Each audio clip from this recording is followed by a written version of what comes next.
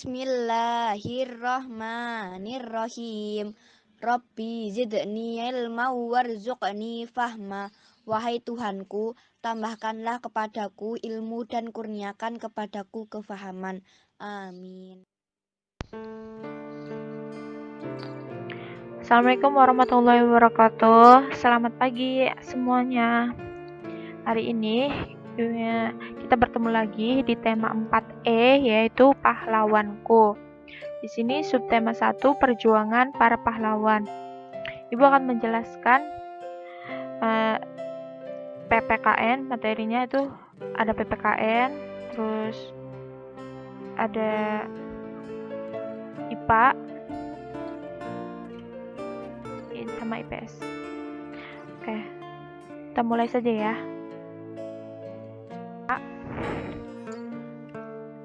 Ada pahlawan yaitu Gajah Mada. Gajah Mada adalah seorang patih dari kerajaan Majapahit. Nah, Majapahit ini merupakan kerajaan Hindu terbesar di Pulau Jawa. Beliau memiliki sumpah yang tidak akan memakan buah palapa sebelum berhasil menyatukan Nusantara. Sumpah tersebut itu terkenal dengan sebutan Sumpah Palapa. Pada masa awal kemerdekaan, Soekarno sering menyebut Sumpah Gajah Mada sebagai inspirasi untuk mempersatukan para pejuang dalam memperjuangkan kemerdekaan dari penjajah Belanda. Selanjutnya ada Raja Purnawarman dari Tarumanegara.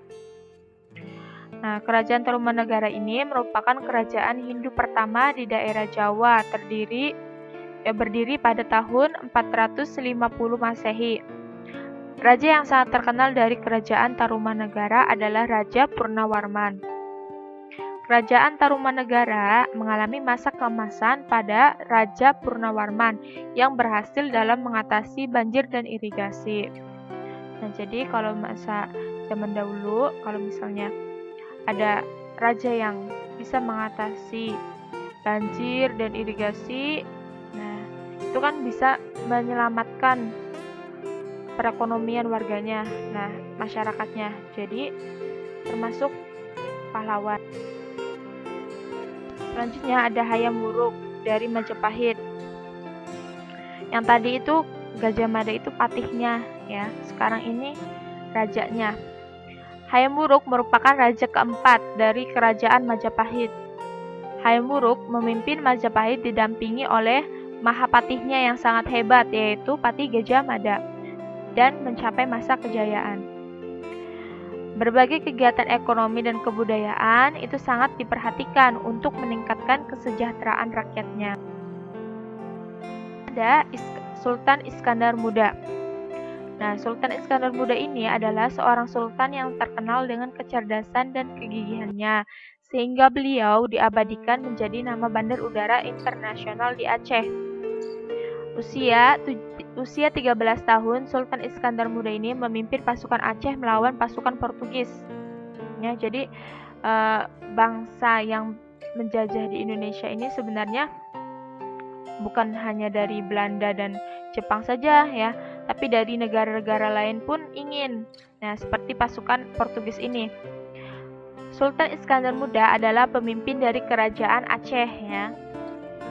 Di bawah kepemimpinan Sultan Iskandar Muda, kerajaan Aceh mengalami masa kejayaan.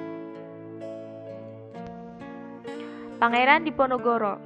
Nah, lahir di Yogyakarta pada tanggal 11 November 1785. Putra sulung dari Hamengkubuwono III, Raja Mataram di Yogyakarta. Nah, Pangeran Diponegoro ini mempersatukan masyarakat di Pulau Jawa untuk merebut hak merdeka dari penjajah yang sewenang-wenang. Bersama rakyat dengan semangat juang yang membara, Diponegoro mampu membuat penjajah Belanda kewalahan. Puncak perjuangan terjadi pada tahun 1825 sampai 1830. 5 tahun ya, yang disebut dengan Perang Jawa ini sudah berlangsung selama 5 tahun ya. Panjang juga ya, anak-anak. Perjuangannya hebat banget. Yaitu kita ke KKN ya, menjelaskan simbol dan makna sila keempat Pancasila. Nah, ini ada gambar apa? Ada yang tahu? Nah, ya benar. Ini adalah kepala banteng. Nah, kalau kepala banteng ini di Pancasila itu urutannya ke-4. Nah, bunyinya apa? Bunyinya adalah kerakyatan yang dipimpin oleh hikmat kebijaksanaan dalam permusyawaratan perwakilan. Nah, maknanya yang terkandung dalam sila keempat Pancasila yaitu yang pertama, mengutamakan kepentingan bersama atau bangsa dan negara di atas kepentingan pribadi dan golongan. Jadi, ini bagaimana maknanya? Jadi nanti kalau jadi pengusaha ya, selain untuk kepentingan pribadi ya, nanti kalian juga bisa menyumbangkan penghasilan kalian nanti bisa untuk negara ya. Jangan untuk diri sendiri saja. Nah, itu. Lanjut yang kedua yaitu menjunjung sikap bijak, jujur, dan adil. Yang ketiga, mengutamakan persatuan dan kesatuan. Yang keempat, rela berkorban untuk kepentingan negara dan bangsa. Nah, itu merupakan makna yang terkandung dari sila keempat Pancasila. Sekarang, mengidentifikasi pengamalan sila keempat Pancasila dalam kehidupan sehari-hari.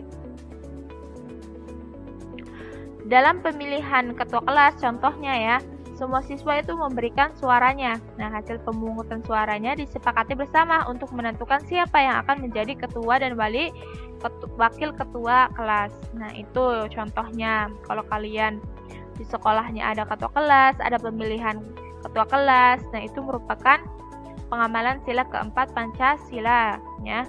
Di desa makmur nih contohnya, sedang diadakan rapat desa. Nah, Bapak Kepala Desa memberikan kesempatan kepada setiap warga untuk berpendapat. Nah, keputusan disepakati dengan cara musyawarah.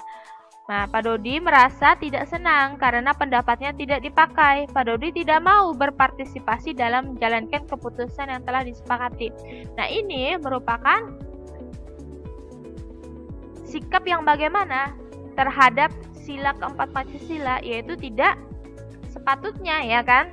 Karena Pak Dodi ini itu tidak bisa legowo ya, karena memang pendapatnya itu tidak dipakai. Harusnya kalau misalnya kalian nih, contohnya kalian misalnya sama di posisinya seperti Pak Dodi ya, ikut berpartisipasi, berpendapat, namun saat keputusan itu memang pendapat kita yang tidak dipakai, maka tidak usah marah-marah ya, dan harus bersama-sama disepakati bersama ya keputusan tersebut, karena memang setiap orang itu mempunyai isi pendapat, pikiran yang berbeda-beda. Nah, bagaimana caranya untuk bermusyawarah, yaitu dengan entah itu diambil dari suara yang terbanyak ya atau yang terbaik. Nah, itu semua dikembalikan lagi ke ketua dari rapat tersebut. Nah, itu ya. Jadi kita sebagai orang yang ikut berpartisipasi di rapat tersebut ya harus legowo ya. Sebagai ketua kelas nih, Jaka ada contoh lagi. Jaka memastikan bahwa kondisi kelas tetap rapi saat jam pulang sekolah. Sekalipun hari itu bukan jadwal piket Jaka, setiap hari Jaka selalu membantu kelompok yang piket membersihkan kelas sepulang sekolah. Nah, itu merupakan pengamalan sila keempat Pancasila ya. Karena membantu kelompok yang walaupun dia bukan tugasnya. Nah, itu bisa dicontoh nih anak-anak ya. Jangan sampai misalnya kita hanya ingin mengatur misalnya teman-temannya, itu dibersihin, waktu sendirinya piket tidak ikut piket. Jangan seperti itu ya. Selanjutnya yaitu materi IPA ya, tentang sifat-sifat cahaya. Nah, yang pertama ini sifat cahayanya, cahaya dapat merambat lurus. Contoh lainnya yaitu yang menunjukkan bahwa berkas cahaya merambat lurus antara lain yaitu lampu sorot di lapangan sepak bola. Yang kedua, cahaya matahari yang menembus jendela. Yang ketiga, cahaya dari lampu senter. Kalau kalian punya senter di rumah, kalian sorotin, terus lihat sorotannya itu merambat lurus atau berbelok-belok. Nah, kalian praktekkan sendiri ya di rumah. Cahaya menembus benda bening. Bayangan terbentuk karena cahaya tidak dapat menembus suatu benda, sehingga membentuk sebuah daerah gelap. Ya, benda yang tidak dapat ditembus cahaya disebut benda gelap. Jadi kalau bendanya itu terang, bendanya itu bening, ya, bening nih, maka cahaya itu bisa menembus, ya.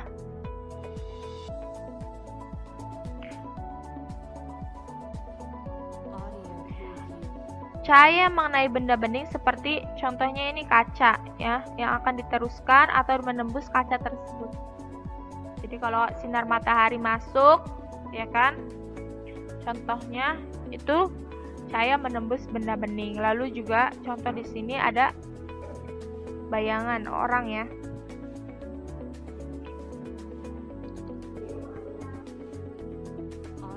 Cahaya dapat dipantulkan. Yang ketiga, permukaan cermin yang rata dan mengkilap atau licin memantulkan cahaya dengan teratur sehingga membentuk bayangan yang sempurna.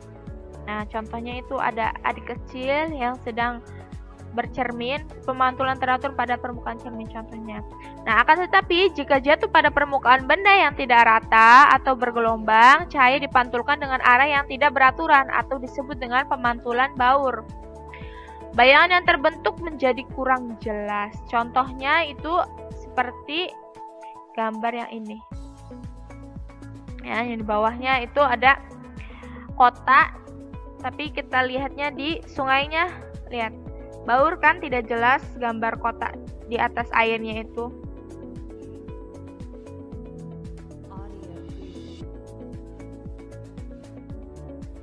Selanjutnya yang keempat, cahaya dapat dibiaskan. Nah, ini ketika kita melihat ke dasar kolam renang, misalnya dasar kolam renang akan terlihat lebih dangkal, ya. Padahal itu sebenarnya dalam, ya. Hal tersebut merupakan akibat dari pembiasan cahaya. Nah, cahaya dari udara itu dibolokkan ketika melewati medium air yang berbeda kerapatannya. Jadi, contohnya adalah ikan di kolam akan terlihat lebih dekat dan besar karena adanya pembiasan cahaya. Yang kelima, cahaya dapat diuraikan, yaitu pelangi merupakan hasil penguraian cahaya putih. Ya, sebenarnya pelangi itu awalnya itu warnanya putih. Ya. Cahaya putih yang mengenai benda-benda yang dapat menguraikan cahaya akan mengalami penguraian menghasilkan warna-warna pelangi.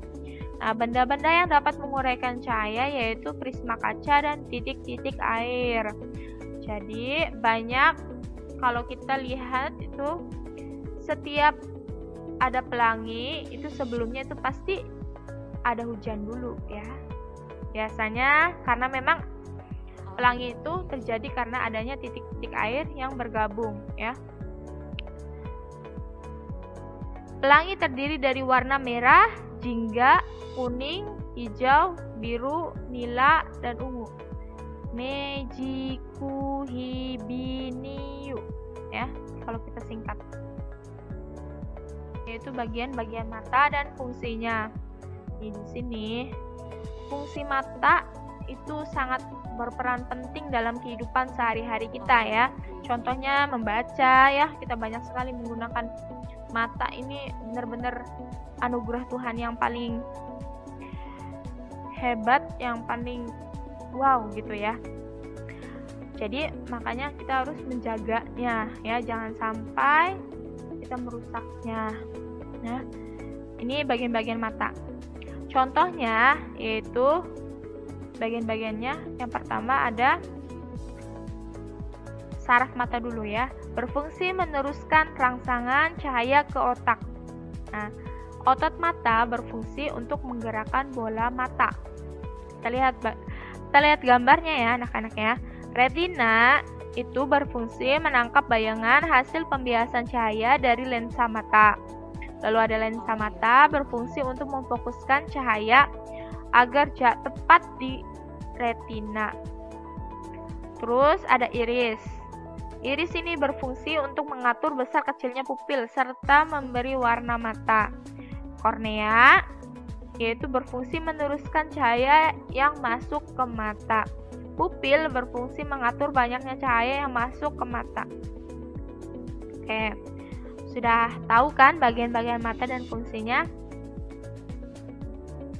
Sekarang, bagaimana caranya itu benda masuk melalui mata, terlihat mata, lalu diterjemahkan oleh otak. Itu bagaimana caranya? Yang pertama, itu benda memantulkan cahaya ya. Jadi kita lihat misalnya pohon. Nah, pohon ini memantulkan cahaya. Cahayanya ini misalnya pohonnya kan warna hijau ya. Nah, terus cahaya masuk ke mata melalui pupil. Masuk. Lalu yang ketiga, cahaya dibiaskan oleh lensa mata. Yang keempat, bayangan jatuh di retina menjadi terbalik. Nah, jadi setiap ada bayangan atau benda yang memantulkan masuk ke mata, itu pasti bayangannya itu akan terbalik ya di retina. Lalu bayangan yang ditangkap retina itu diteruskan ke otak. Otak akan menerjemahkan bahwa benda yang kita lihat itu tidak terbalik ya. Jadi yang menerjemahkan bahwa benda tersebut tidak terbalik itu adalah otaknya, otak kita ya. Benda berwarna hijau ini memiliki pigmen yang berwarna hijau. Jadi kalau misalnya bendanya berwarna kuning, jadi pigmennya juga berwarna kuning.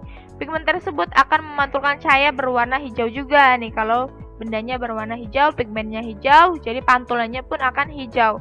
Nah, cahaya tersebut ditangkap oleh mata kita. Jadi cahaya dari warna hijau itu yang kita tangkap ya. Oke.